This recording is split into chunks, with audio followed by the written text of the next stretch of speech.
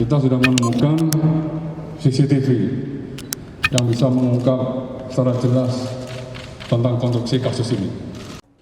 Syederun baru saja Polri mengklaim telah menemukan rekaman CCTV baru yang akan mengungkap misteri kematian Brigadir Joshua Huta Barat alias Brigadir J di rumah Kadif Propam Polri nonaktif Irjen Verdi Sambo.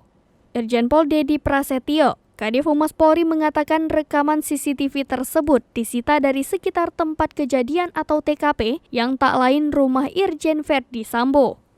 Ia menuturkan bahwa rekaman CCTV itu juga kini masih diteliti oleh tim laboratorium forensik, sebab masih perlu ada yang disinkronisasikan terkait rekaman tersebut. Sementara itu, sebelumnya Kapolri menonaktifkan Kadif Propam Irjen Verdi Sambo. Kini Kapolri juga menonaktifkan Kepala Biro Pengamanan Internal atau Karopaminal Divisi Propam Polri Brigjen Hendra Kurniawan dan Kapolres Metro Jakarta Selatan Kombes Budi Herdi Susianto. Kita sudah menemukan CCTV yang bisa mengungkap secara jelas tentang konstruksi kasus ini.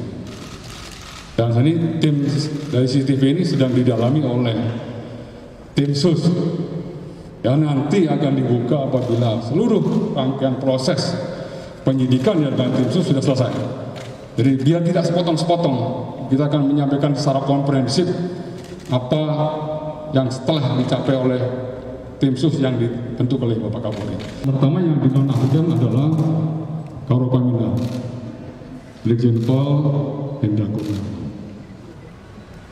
Yang kedua yang dinonaktifkan pada malam ini adalah Kapolres Jakarta Selatan, Kombes Pol Budi Herdi.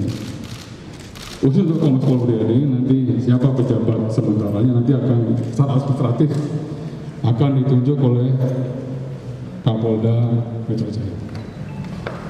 CCTV ini sedang proses di laboratorium forensik untuk kita lihat, karena tentu ini kita penyidik memperoleh dari beberapa sumber, ada beberapa hal yang harus dilakukan sinkronisasi, kalibrasi waktu. Kadang-kadang ada 3 CCTV di satu titik yang sama tapi waktunya bisa berbeda-beda. Nah tentu ini harus melalui proses yang